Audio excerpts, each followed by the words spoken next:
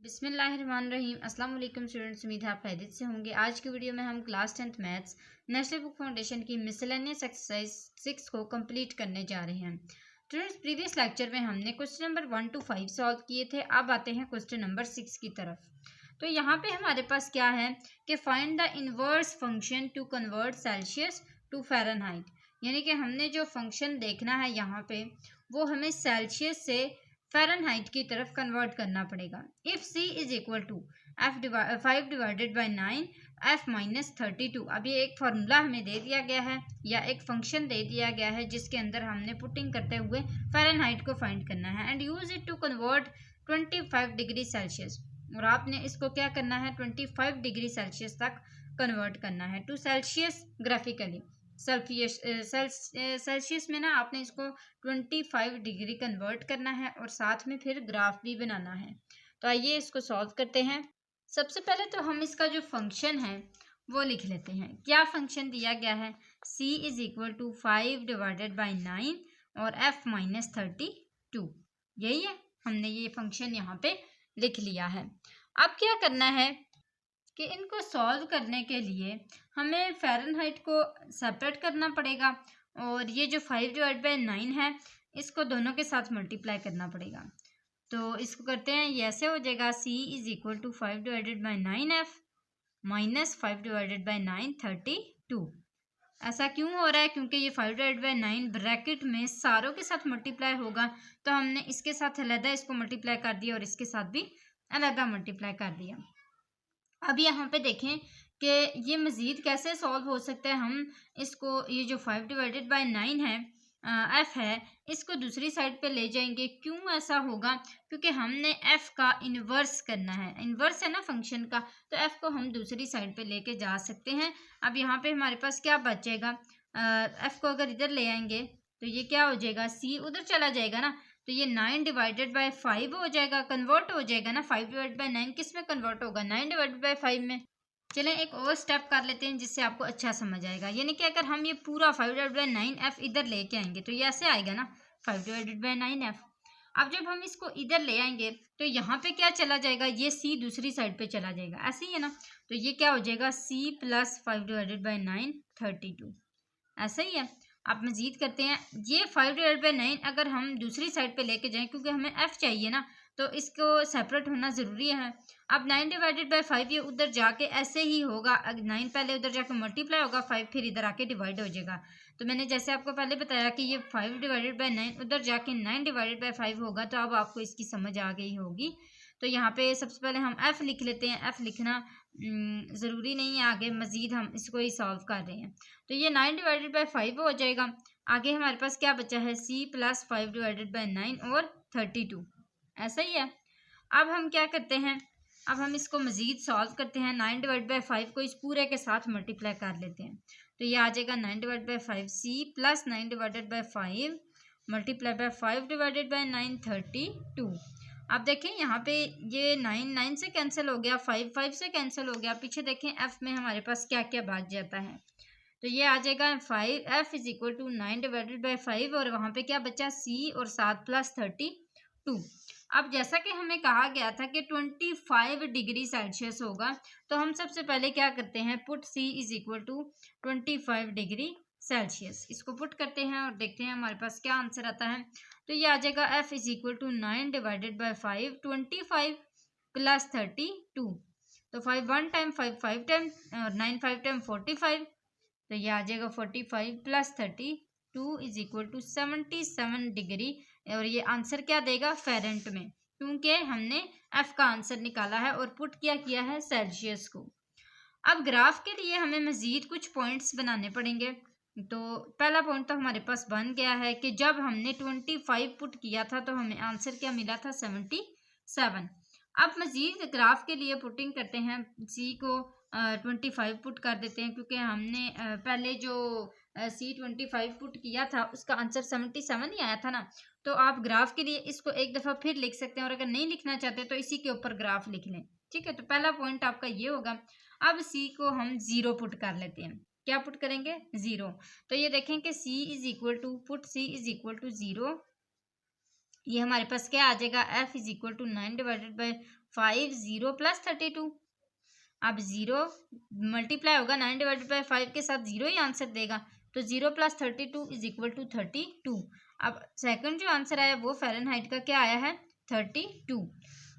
हमारे पास दो आंसर आ चुके हुए हैं और इन आंसर्स के थ्रू हमने यहाँ पे ग्राफ बनाना है। पहला जो हमने पॉइंट देखा था, हम कहते हैं यहाँ पे सेल्सियस है और यहाँ पे फ़ारेनहाइट है, ठीक है। ये बॉक्स बना लेते हैं। इसमें से जब हमने सेल्सियस 25 पुट किया था तो 77 आंसर आया था, जब 0 पुट किया तो 32 आंसर आया था। इन दो पॉइंट्स के थ्रू हमने यहाँ पे ग्राफ बना लेना है, ठीक है। यहाँ पे देखें ग्राफ मैंने बना लिया है।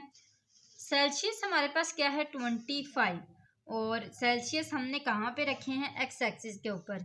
तो यहाँ पे देखें हमारे पास 25 है, ये 25 कहाँ पे हो सकते हैं, इधर। यहाँ पे हमारे पास 30 है तो यहाँ पे 25 होगा, ठीक है। अब यहाँ पे हमारे पास 25 है और जब 25 है तो 77 हमारे पास फ़ारेनहाइट है। अब 70 यहाँ पे होगा, 77 कहाँ पे होगा, यहाँ पे, बिल्कुल 80 के करीब। अब इसकी पॉइंट्स बना लेते हैं ऐसे करके। तो ये हमारा जो है वो पहला पॉइंट बना है। मैं इसको डिफरेंट कलर से करती हूँ ताकि आपको अच्छे से समझ आ जाए। ये वाला पहला पॉइंट है। इसके बाद हमारा क्या है, 0 और 32 है। तो 0 ये है, ठीक है, और 32 जो है वो क्या है, 32 बिल्कुल पॉजिटिव है और फ़ारेनहाइट है और वो वाई के ऊपर है। तो वाई के ऊपर है, यहाँ पे 32 देखें कहाँ पे आ सकता है हमारे पास, ये 20 है, यहाँ पे 30 होगा, यहाँ पे 32 होगा। तो ये हमारा जो है ना वो दूसरा पॉइंट बनेगा। अब अगर हम इसकी लाइन बनाएंगे तो ये कैसी लाइन बनेगी, ऐसे। तो ये देखें, ये हमारे पास इसकी लाइन बन चुकी हुई है। हमने इसको ग्राफ में भी बना लिया है और साथ ही साथ इसको सॉल्व भी कर लिया था 25 पुट करके। यहाँ तक क्वेश्चन नंबर 6 सॉल्व हो चुका है। क्वेश्चन नंबर 7 की तरफ आते हैं कि find the point of intersection of the graphs of f of x is equal to x minus 2 and g of x is equal to x square minus 4x plus 2। इसका मतलब है कि हमें दोनों के लिए पहले ग्राफ वाले पॉइंट्स बनाने पड़ेंगे और फिर उसके बाद जो है हम ग्राफ में जब पॉइंट्स बना लेंगे दोनों के और इनको ग्राफ में रिप्रेजेंट कर देंगे तो वहाँ पे जो दोनों लाइंस होंगी ना एफ ऑफ एक्स और जी ऑफ एक्स की, तो दोनों लाइंस जहाँ पे कट कर रही होंगी एक दूसरे को, जहाँ पे वो इंटरसेक्ट कर रही होंगी, वो जो पॉइंट होगा वो हमने फाइंड करना है कि वो कौन सा पॉइंट होगा। तो यहाँ पे देखें, सबसे पहले हम कहते हैं कि f of x is equal to x minus 2 जो है उसकी हम आगे से ना ग्राफ के लिए पॉइंट्स बना लेते हैं। तो हम लेट करते हैं कि एफ ऑफ एक्स जो है वो वाई के इक्वल है, तो यह हो जाएगा y is equal to x minus 2। ये हमारे पास है पहली इक्वेशन, ठीक है। अब दूसरी में जब हम यहाँ पे सॉल्व करेंगे तो वो करेंगे जी ऑफ एक्स के लिए, ठीक है। तो जी ऑफ एक्स हमारे पास आ जाएगा x square minus 4x plus 2, और इसको भी हम कहेंगे कि ये हमारे पास y is equal to x square minus 4x plus 2 है। अब यहाँ पे देखें, आहिस्ता आहिस्ता पुटिंग करते जाते हैं और साथ साथ आंसर भी लेके आते जाते हैं। तो सबसे पहले हम यहाँ पे y जो है is equal to x minus 2, इस इक्वेशन के अंदर हम x को पुट करते हैं और हम कहते हैं कि put x is equal to -1। अब -1 पुट करके देखते हैं, y is equal to -1 -2 is equal to -3 आ जाएगा ना। तो ये पहला हमारे पास आंसर है। जो जो आंसर हमारे पास आते जाएंगे वो हम उधर लिखते जाएंगे, ठीक है। तो मैं यहाँ पे जो है वो 2 बॉक्स बना लेती हूँ,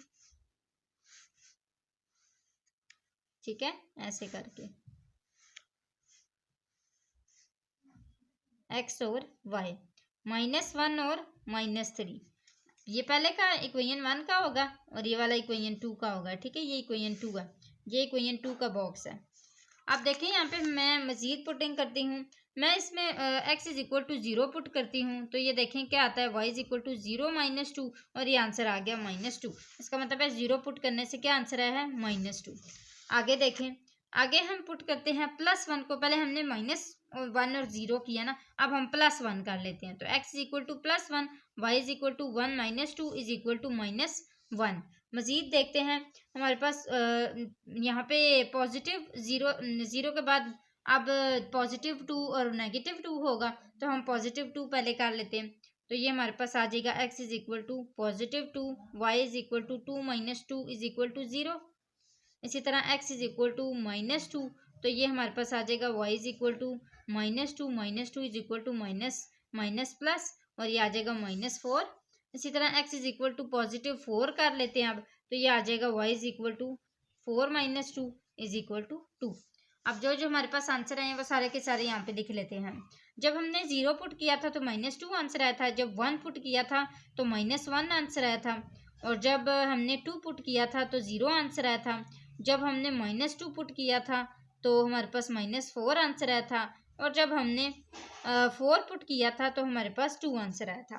तो ये सारे के सारे देखिए मैंने पुट कर लिए हैं। अब यहाँ पे हमारे पास जो सेकंड इक्वेशन है उसके अंदर भी हमने ऐसे ही पुटिंग करनी है। तो सबसे पहले हम 0 को पुट कर लेते हैं यहाँ पे कि x इज इक्वल टू 0 है, तो फिर क्या होगा y इज इक्वल टू 0 का स्क्वायर -4 0 + 2, ये बाकी सारे तो 0 हो जाएंगे, ये 2 बच जाएगा, तो इसका मतलब है इसका आंसर क्या आएगा 2। हम यहाँ पे लिख लेते हैं x y, 0 को जब पुट किया तो आंसर क्या आया 2।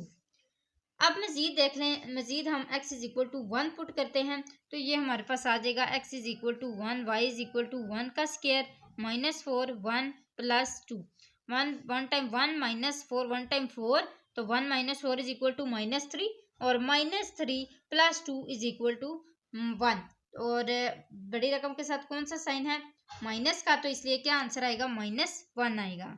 इसका मतलब है जब हमने 1 पुट किया है तो -1 आंसर आया है। मजीद देखते हैं x इज इक्वल टू 2, +2 को पुट करते हैं तो ये आ जाएगा y इज इक्वल टू 2 का स्क्वायर -4 2 और +2। इसको भी सॉल्व करते हैं, 2 2 टाइम 4 4 -4 2 टाइम 8 8 + 2, यानी कि 4 - 8 + 2 इज इक्वल टू -2 आ जाएगा। तो इसका मतलब है कि हमने जब 2 पुट किया है तो हमारे पास आंसर क्या आया है -2 आया है। इसी तरह लास्ट एक और पुट कर लेते हैं, +4 पुट कर लेते हैं, तो x इज इक्वल टू 4, ये आ जाएगा y इज इक्वल टू 4 का स्क्वायर -4 4 और +2, 4 4 time 16 -4 4 time 16 +2 is equal to, ये दोनों कट जाएंगे, पीछे आंसर क्या बचेगा जस्ट 2। इसका मतलब है जब हमने 4 पुट किया है तो 2 आंसर आया है। अब यहाँ पे बना लेते हैं ग्राफ। यहाँ पे स्टूडेंट्स मैंने ग्राफ बना लिया है, पहले इक्वेशन 1 का बनाते हैं, फिर उसके बाद इक्वेशन 2 को यूज़ करेंगे। तो यहाँ पे देखें हमारे पास x -1 है और y -3 है, x -1 है और y -3 है, इन दोनों का एक पॉइंट बना लेते हैं, यहाँ पे हमारे पास पॉइंट आएगा, ठीक है। दूसरा कहते हैं x 0 है और y -2 है, x 0 है और y -2 है। इसी तरह x 1 है और y -1 है, x +1 है और y -1 है, यहाँ पे बन गया। फिर x 2 है और y जो है वो 0 है, x 2 है और y क्या है 0 है। इसी तरह x -2 है और y -4 है, x हमारे पास -2 है और y जो है वो क्या है हमारे पास -4, तो ये हमारे पास यहाँ पे पॉइंट बन जाएगा। इसी तरह x 4 है और y जो है वो क्या है 2 है, तो x हमारे पास +4 है और y क्या है y हमारे पास 2 है, तो ये हमारे पास यहाँ पे आ गया। ये सारे के सारे पॉइंट्स जो हैं ये हमने मैच कर लेने हैं, तो ये देखें ये ऐसे ऐसे ऐसे ऐसे ऐसे और ये ऐसे, ये हमारी इक्वेशन 1 की लाइन बनी है, ठीक है। अब इक्वेशन 2 के लिए करते हैं, x 0 है और y 2 है, +2 है, पहला पॉइंट ये बन गया। x 1 है और y -1 है, x हमारे पास 1 है और y जो है वो -1 है, दूसरा पॉइंट ये बन गया। अब x हमारे पास 2 है और y -2 है, तो x जो है वो हमारे पास ये 2 पॉइंट्स हैं, ठीक है, ये वाले x हमारे पास 2 है, +2 है ना, तो ये +2 हो गया और ये y -2 हो गया। यहाँ पे देखें x हमारे पास +1 है और y -1 है, ये वाला पॉइंट आया है, और x हमारे पास 0 है और y 2 है, तो x 0 है y हमारे पास 2 है, y ये वाला है, ठीक है, ये वाला पॉइंट है, ये आपने याद रखना है, एक ये वाला पॉइंट है, एक ये पॉइंट है और एक ये पॉइंट है। x 4 है और y 2 है, x +4 है ये वाला और y हमारे पास +2 है। तो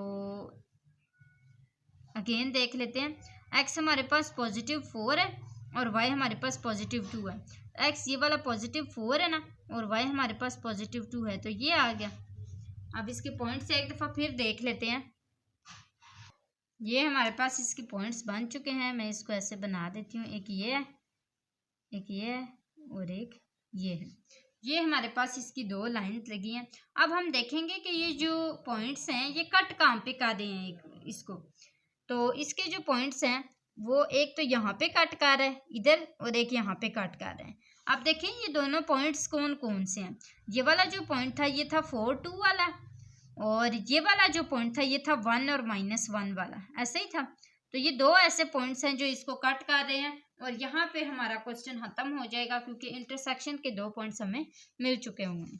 नेक्स्ट करते हैं क्वेश्चन नंबर 8 को पहले पढ़ लेते हैं कि one medication is taken by a patient it is slowly used by the body. कि जब भी कोई मेडिसिन ले रहा है एक पेशेंट तो उसको स्लोली उसकी बॉडी के ऊपर वो असर करता जाएगा। आफ्टर एन आवर्स, हमें आवर्स का कोई नहीं पता कि कितने घंटों बाद, कुछ घंटों बाद amount of medicine remaining in the body, कुछ घंटों बाद उसकी जो रिमेनिंग जो मेडिसिन है उसका थोड़ा सा जो पार्ट है ना वो उसकी बॉडी में कहीं ना कहीं रह जाएगा। ऐसा तो नहीं है ना कि सारा का सारा असर होगा, कुछ ना कुछ जो उसके अमाउंट है वो क्या हो जाएगी, वो उसकी बॉडी में रह जाएगी। Is given by f of n is equal to, जिसको हमने फंक्शन कहा है कि 120 multiply by 0.9 raise to power n, n क्या है, आवर्स है। और draw the graph of f of n against n and use the graph to find when there is 20 milligram of the medicine left in body। वो कहते हैं कि अगर उसकी जो मेडिसिन है ना वो 20 मिलीग्राम रह गई है बॉडी के अंदर, तो फिर इसके अगेंस्ट आप ग्राफ बनाएं, और साथ ही साथ जो एफ ऑफ एन है ना उसमें एन का भी यूज करें, एन के अंदर पुटिंग करके आप पॉइंट्स निकाल लें और फिर इसको ग्राफ में की शक्ल में बना लें। तो आइए जी अब सॉल्व करते हैं इसको। सबसे पहले हम फंक्शन को लिख लेते हैं कि फंक्शन क्या है, ठीक है। तो यहाँ पे देखें हमारे पास सबसे पहले आ जाएगा f of n is equal to 120 multiply by 0.9 raise to power n. सबसे पहले हम कहते हैं कि एन जो है वो 0 है। अब देखें f of 0 is equal to 120 multiply by 0.9 raise to power 0 होगा। जब भी किसी भी बेस की पावर 0 आती है तो उसका आंसर हमेशा क्या होता है, 1 होता है। तो इसका मतलब है कि 120 मल्टीप्लाई बाय 1 हो जाएगा और इसका आंसर क्या आ जाएगा, 120, ठीक है। साथ साथ में इधर एक वो ग्राफ बना लेती हूँ, सॉरी बॉक्स बना लेती हूँ। तो ये x है ये y है, जब मैंने 0 पुट किया तो 120 आंसर आया, ठीक है। मजीद करते हैं 1 पुट करते हैं तो ये आ जाएगा n is equal to 1, f1 is equal to 120 multiply by 0.9 raise to power 1। इन सारे को कैलकुलेटर पे लिख लेते हैं, आंसर देखते हैं क्या आता है। आंसर आया है हमारे पास 108। इसका मतलब है 1 पुट करने से आंसर आता है 108। मजीद करते हैं, पहले हमने 1 पुट किया है अब 2 पुट कर लेते हैं। तो ये आ जाएगा f of 2 is equal to 120 multiply by 0.9 raise to power 2। देखें इसका क्या आंसर आता है हमारे पास, तो ये आ गया है 97.2। तो यहाँ पे हम लिख लेते हैं 97.2। यहाँ पे भी लिख लेते हैं कि जब हमने 2 पुट किया तो 97.2 आंसर आया है। मजीद देखते हैं, अब हम पुट करते हैं इसके अंदर 5 को, 3 4 को स्किप कर देते हैं, या आप करना चाहते हैं तो 6 को भी बेशक कर लें, आपकी मर्जी है। आपने पॉइंट्स देखने हैं कि किस तरह ग्राफ में आने चाहिए। तो मैं एफ ऑफ 5 को पुट करती हूँ तो मेरे पास आंसर आता है 120 मल्टीप्लाई बाय 0.9 और रेज टू पावर 5। अब देखें यहाँ पे मेरे पास जो आंसर आया है वो है 70.85। इसी तरह मजीद करते जाते हैं तो यहाँ पे आ जाएगा एफ ऑफ हम पुट कर लेते हैं 10 पुट कर लेते हैं तो ये आ जाएगा 120 multiply by 0.9 raise to power 10। तो ये आ जाएगा हमारे पास 41.84। इसी तरह हम यहाँ पे मजीद पुट कर लेते हैं एफ ऑफ 17 पुट कर लेते हैं तो ये आ जाएगा हमारे पास 120 multiply by 0.9 raise to power 17 is equal to, देखते हैं आंसर क्या आता है, 20.01। अब इन सबको हम ग्राफ पे बनाने के लिए लिख भी लेते हैं। यहाँ पे आप देख सकते हैं ग्राफ को। सबसे पहले मैंने देखा कि जब हमने 0 पुट किया था तो 120 आंसर आया था।